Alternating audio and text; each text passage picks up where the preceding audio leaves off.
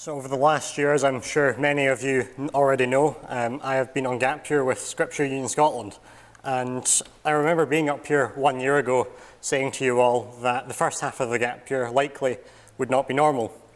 And that maybe as we got into 2021, we would maybe be able to get to a bit more normality, but that, however, did not happen. My entire gap year has been affected by the pandemic. But despite the restrictions and the lockdowns, it's still been a very busy year, thanks to God's provision and thanks to modern technology that has allowed me to work from home. I've still had a very busy year, and I've had many opportunities, and I've also grown in my confidence throughout the last year. So I'm delighted to have the opportunity this morning to share with you all of what I've been up to over the last year. So, as I'm sure many of you already know, I was supposed to be based in SU's Milton Street office in Glasgow. If that had been the case, I would have had to catch the train every morning to commute through to Glasgow, and there I would be doing all of my placement work. But that did not happen due to the pandemic, so instead I spent the year working from home.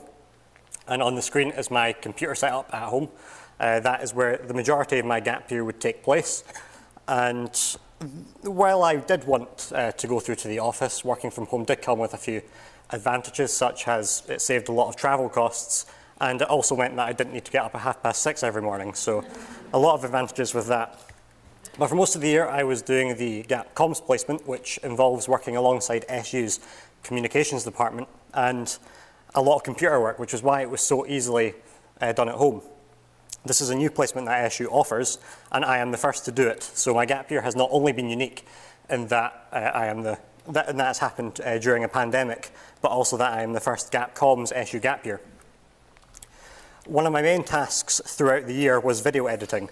I would be assigned with many video editing projects throughout the year. Most projects involved talking to someone who wanted a video made, and then I would try and create their vision into a video. I found it very satisfying seeing all sorts of projects come together throughout the year, and on screen is a couple of the projects that I have worked on, one of which is the SU Gowan Bank Day of Prayer, which is in the bottom right, and the other one is for a project that I am still working on, which will be shown at the Big Celebration, which is an online live-streamed event which will be held on the 21st of August. Alongside the video editing, I have also helped in fundraising for SU by making up different social media posts to encourage people to donate to SU via organisations such as Give As You Live, which allows you to give a free donation to charities via supported shops. For this, I would pick a theme, and then I would, or such as I think Christmas and holidays that are on the screen right now, I would pick a theme, and then I would create the content of the social media post, and then I would send them off to other people, to other colleagues, who would then create an image for the post and then schedule it on the SU social media. Throughout the year, I also did a few IT tasks, such as one where I had to research different advertising screens to replace certain advertising screens at Lendrick-Muir, which is one of SU's main centres.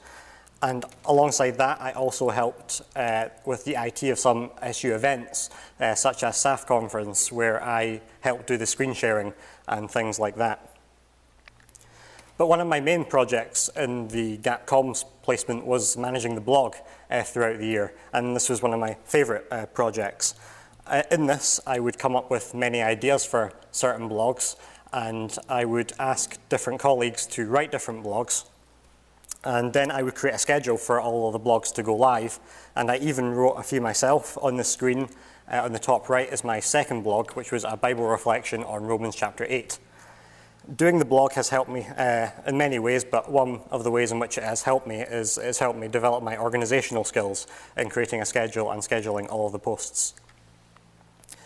But the Gap Comms placement was not the only thing I did throughout the year. I also did a lot of youth work and events throughout the year, and I also did a few day camps in the last couple of weeks. And one of the biggest challenges throughout the year was leading at youth events. Now, I had never led at any youth events before the gap year, so this was all very new to me. And it was a big learning curve at the start. I remember being very, very nervous before leading at every event I led at the start of the year. But as the year went on, I gradually became more confident at leading at these events. And a few examples of the events that I led at are on screen right now. So there's Equip Online, which is an online youth event for people in S3 to S6. And there is also Go Conference, which is SU's National Youth Conference, which was held online last October. And it was an event for S4 to S6. I've learned a lot throughout leading at these events, such as how unpredictable events can be and how you need to do a lot of improvisation a lot. I also led a club for Ukrainian young people, which was Ukraine English Club. This club was a collaboration between SU Scotland and Open Bible Ukraine, and Open Bible Ukraine is kind of like SU Scotland, but in Ukraine. And the goal of this club was to teach the children of Ukraine the English language and to teach them the gospel. In this weekly club, every week we would give the young people of Ukraine facts about Scotland and the English language. And we would also do some games with them as well, and we would teach them lots of Jesus' parables in English with the Ukrainians translating for us. And we would give them some sort of English speaking practice after telling them the story. I remember being shocked at how good some of the Ukrainian children were at speaking English.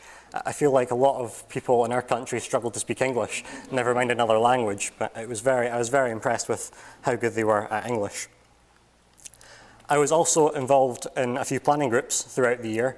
I was in the planning group for the SU Day of Prayer, which was held on the 21st of January, which is in the bottom right there. And also Encounter, which was a national prayer event that was held online on the 10th of April. Being in these planning groups taught me a lot about how these events come together, and it also taught me some of the challenges that can come with being in planning groups. Most recently, I've been involved in day camps in the last couple of weeks that SU have run over the summer. And I was mainly leading at one of SU's centres called Lendrickmere, and I also led a couple in Glasgow. And leading at these day camps would involve a lot of taking a group around many activities, mostly at Lendrickmere. I would also help with general tasks, such as handing out books for the young people, things like that. And I would also help lead a couple of Bible engagement sessions where we explored the Bible with the young people. And doing these camps has been very useful. It's taught me a lot, such as how tiring leading at these events are. I would come home exhausted after every single camp I would lead at. But it's also very rewarding to see the young people benefit from the camps and to see the difference that it makes in families. So it's been very encouraging to see the difference that it has made. And before I finish, I would like to say a few thank yous. Firstly, thank you to my family who have supported me throughout the year. The support I've had from not only my immediate family but also wider family has been tremendous, and I'd like to thank them for the support that I've had. And I would also like to thank everyone, many of you here, who have financially supported the gap year. Without you, it would not have been possible to do the last year, and I thank you for the support that I have gained. And also, I would like to thank everyone who has prayed for me during the last year. Last week, we were looking at Joshua 9, where we saw just how important prayer was, and it means a lot to me to just see how many people have been praying for me throughout the last year. And what I'm doing next year is I will be studying theology at ETS, at Edinburgh Theological Seminary. And I start that, I think, on the 8th of September. So that is the next step after my gap year. So that has been my last year. Despite the pandemic and restrictions, it's still been a very busy year. And I hope this has been encouraging for you all to hear. So thank you. Thank you.